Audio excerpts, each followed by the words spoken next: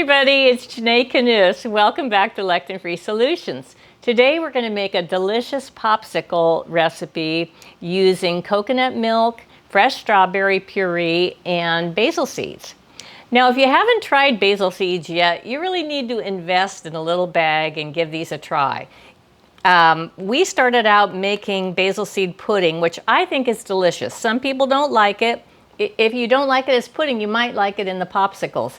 But if you find that you don't like either, what you can do is use it as an egg substitute. It will grind up and it has a very gelatinous texture, so it will work as a thickener, emulsifier. You can use it in salad dressings, you can use it in baked goods, all kinds of different things. So invest in a little bag and give it a try. One thing, I'm going to read a little thing to you that I found online. I knew that they were really good for you, the basil seeds, but I wasn't sure exactly why.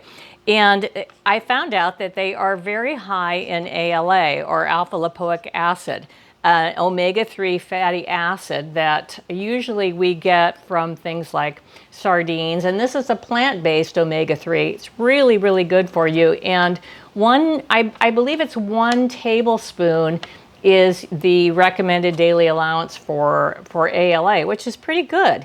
The other thing is it's very high in minerals, magnesium and potassium particularly. It's rich in flavonoids and polyphenols, and it also is a really healthy fiber. So you can't get much better than that. It really has basically the same profile as chia, but it has no lectins, so it makes it a real winner for all of us that are following Plant Paradox.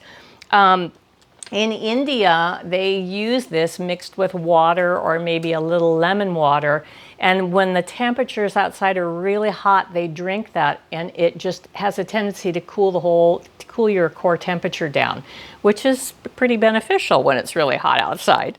Anyway, these are some popsicle molds that Dr. Gundry had recommended a couple years ago. They're BPA free and they're easy to use. They snap into these little containers. They have a little top like this that snaps in. I'm sure there's all kinds of different ones, but I've had these for a while and haven't used them, and it's hot. So I thought that popsicles were in order, and I made these a couple weeks ago and everybody loved them. So I thought I'd show you on the quick little video, and maybe you'd like to make them with your kids or for your family too, because they're pretty tasty.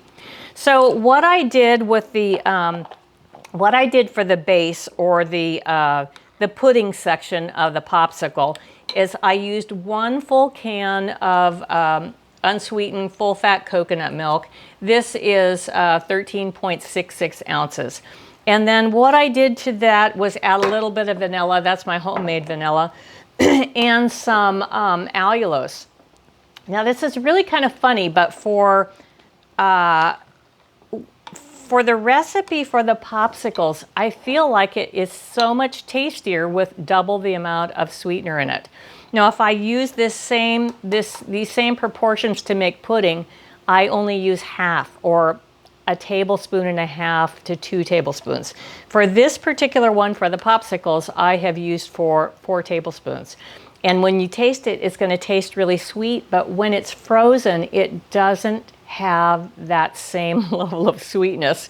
I'm sure that there's some chemical reaction that happens and there's some reason behind that, but I'm not sure what it is. I just know they taste better. If you're going to make a popsicle, you need to make them a little bit sweeter.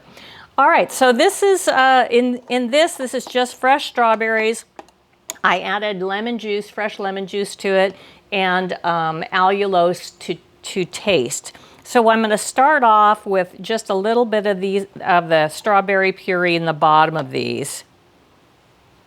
I'm just going to do, actually I think I'll just do a few in the front so you can maybe see through. I do have one I can show you that we haven't eaten yet that's frozen, so you'll have a better idea of what they look like once they're ready to eat. So then we're going to do a layer of the basil seed pudding. And this will, I have 12 of these, and I believe the last time I made it, I think I still had I think I still had enough to make a few pudding cups with this, so it makes quite a bit. Okay, a little bit more. You layer it how you like. You can do it 50-50 if you want. I think it's kind of fun to have a little bit of that puree in almost every bite. And these molds you need to fill up pretty high, otherwise the little lid wants to sit on there askew, and you don't want that. Okay, so that's basically what those look like. And then all we have to do is take the lids and we'll stick those in and snap them on. I'll go ahead and finish filling those up, and then I'll show you what the finished one looks like. All right, this is the last frozen popsicle that I have left. So I'm not sure who's going to end up with this one. I just ran it under the water to release it, and there it is. So it looks like I'm going to be the one that gets it. They're really delicious. I hope you give it a try. Use whatever fruit you like. Blueberries are delicious, blackberries, whatever you have and whatever's in season. Let me know how they turned out, and have a really great day. Thanks for all your support.